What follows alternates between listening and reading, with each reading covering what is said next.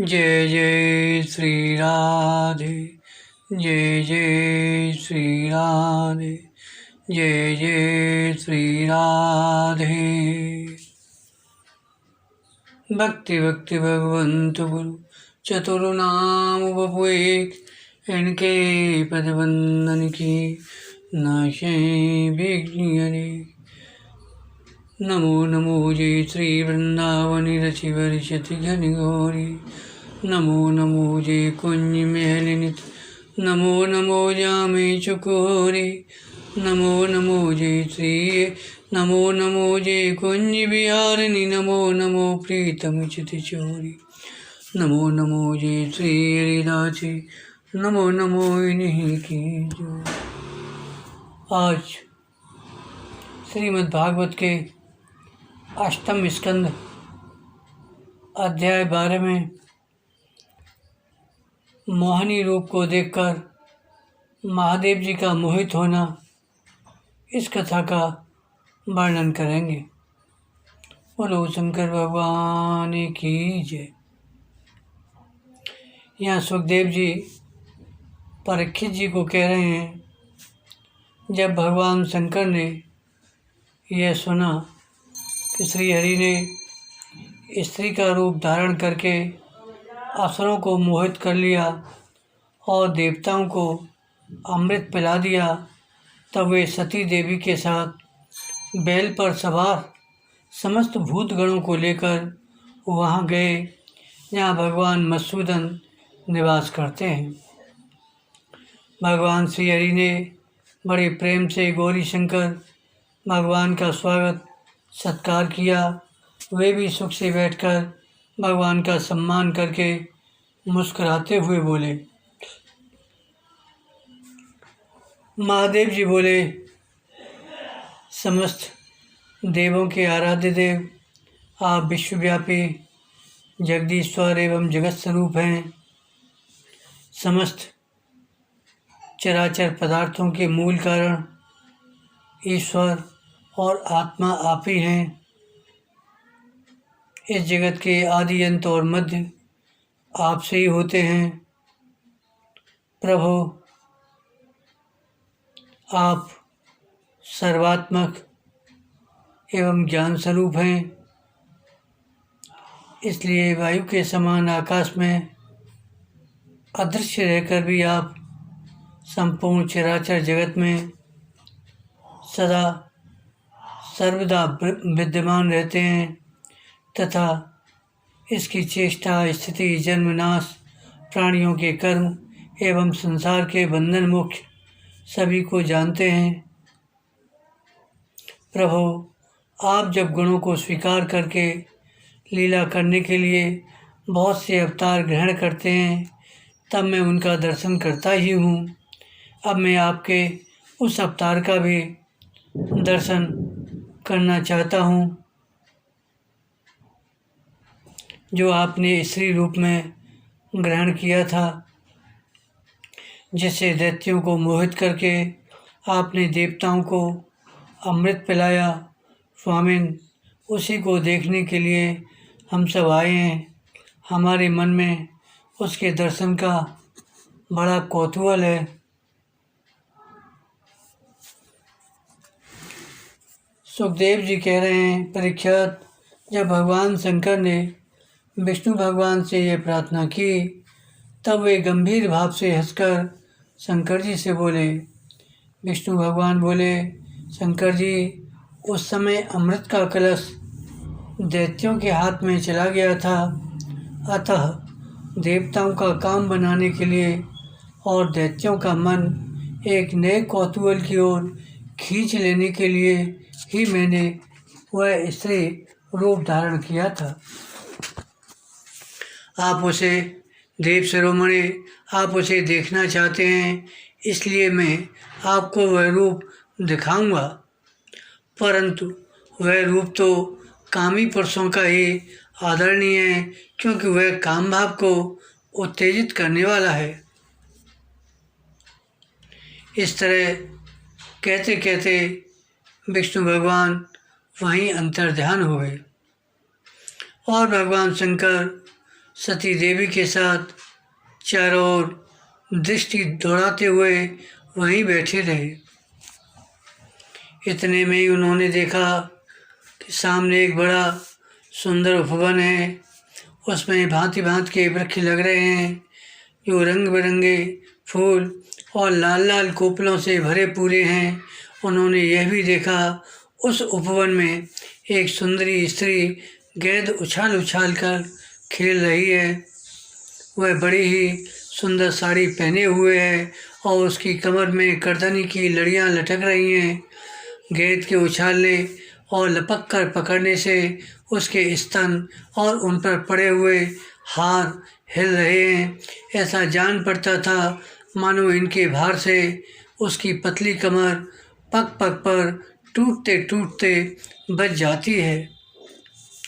वह अपने लाल लाल पल्लवों के समान सुकुमार चरणों से बड़ी कला के साथ ठुमुक ठुमुक चल रही थी। उछलता हुआ गेंद जब इधर उधर छिलक जाता था तब वह लपक कर उसे रोक लेती थी। इससे उसकी बड़ी बड़ी चंचल आँखें कुछ उद्विग्न सी हो रही थीं। उसके कपोलों पर कानों के कुंडलों की आभा जगमगा रही थी और घुंघराली काली काली अलकें उन पर लटक आती थी जिससे मुख और भी उल्लसित हो उठता। जब कभी साड़ी सरक जाती और केशों की बेड़ी खुलने लगती तब वह अपनी अत्यंत सुकुमार बाएं हाथ से वह उन्हें संभाल लिया करती। उस समय भी वह दाहिने हाथ से गेंद उछाल उछाल कर सारे जगत को अपनी माया से मोहित कर रही थी। गेंद से खेलते खेलते उसने तनिक सलज्ज भाव से मुस्कुराकर तिरछी नज़र से शंकर जी की ओर देखा। बस उनका मन हाथ से निकल गया। वे मोहिनी को निहारने और उसकी चितवन के रस में डूबकर इतने विह्वल हो गए कि उन्हें अपने आप की भी सुध नहीं रही। फिर पास बैठी हुई सती और गढ़ों की तो याद ही कैसे रहती। एक बार मोहिनी के हाथ से उछलकर गेंद थोड़ी दूर चली गई। वह भी उसी के पीछे दौड़ी।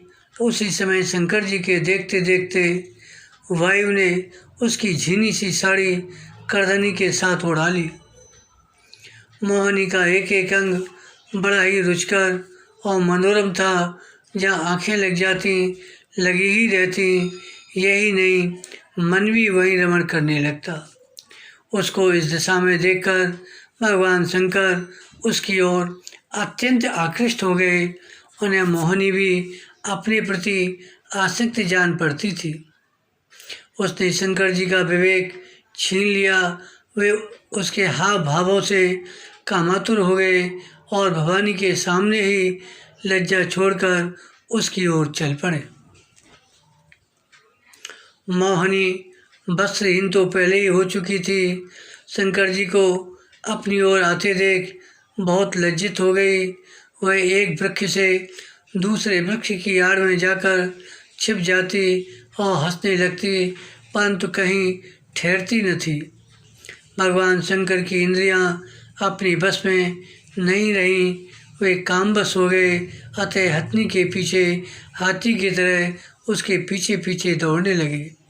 उन्होंने अत्यंत वेग से उसका पीछा करके पीछे से उसका जूड़ा पकड़ लिया और उसकी इच्छा न होने पर भी उसे दोनों भुजाओं में भरकर हृदय से लगा लिया।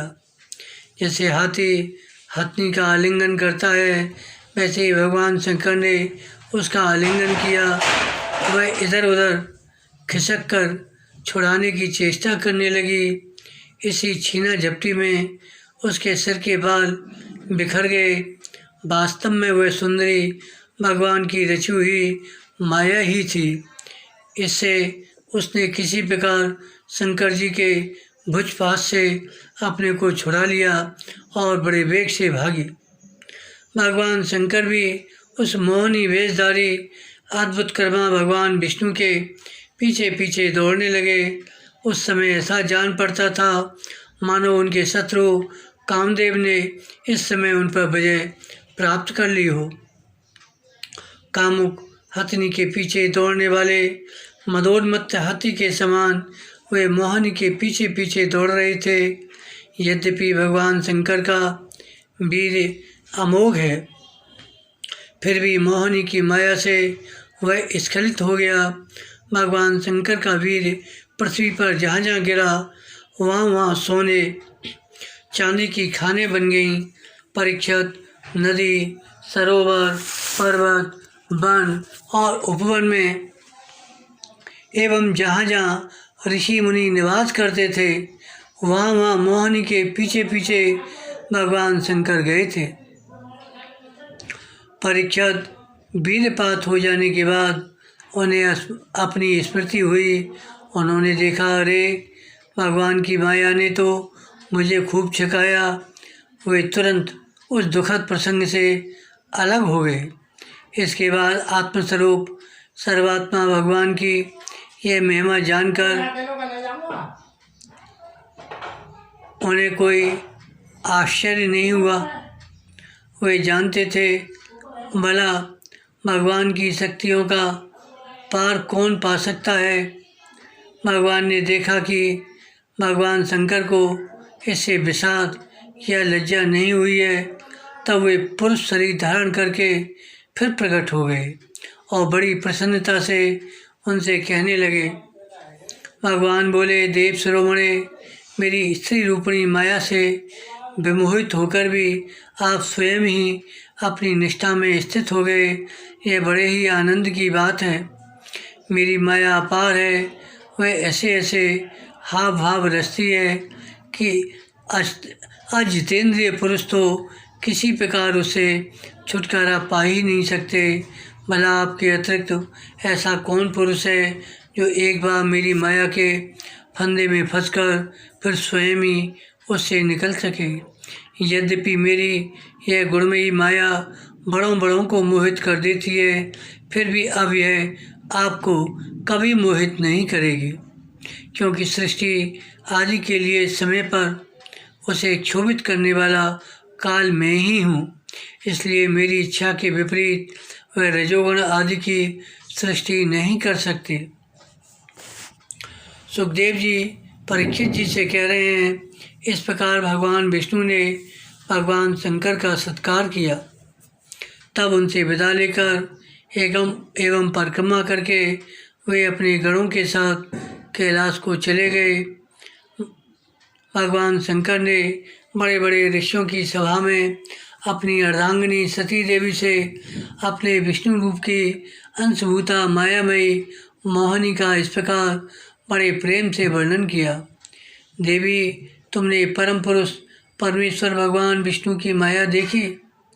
देखो, यों तो मैं समस्त कला कौशल विद्या आदि का स्वामी और स्वतंत्र हूँ, फिर भी उस माया से विवश होकर मोहित हो जाता हूँ। फिर दूसरे जीव तो परतंत्र हैं, अतः वे मोहित हो जाएं, इसमें कहना ही क्या।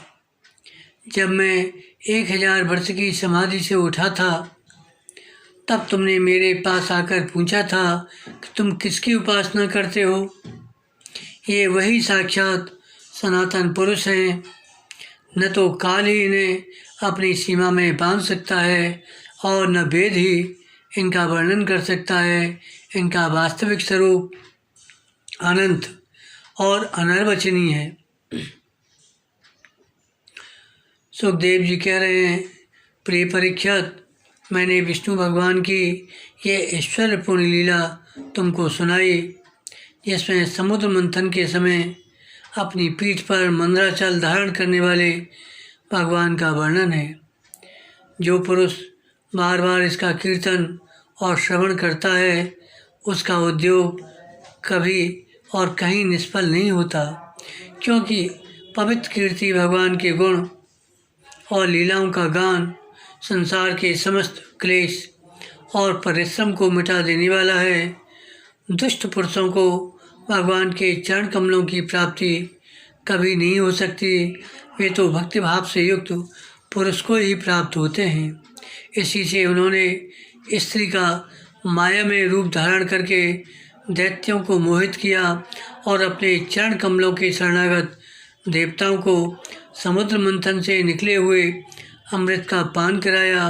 केवल उन्हीं की बात नहीं, चाहे जो भी उनके चरणों की शरण ग्रहण करते हैं वे उनकी समस्त कामनाओं को पूर्ण कर देते हैं। मैं उन प्रभु के चरण कमलों को नमस्कार करता हूँ। जय जय श्री राधे, जय जय श्री राधे, जय जय श्री राधे।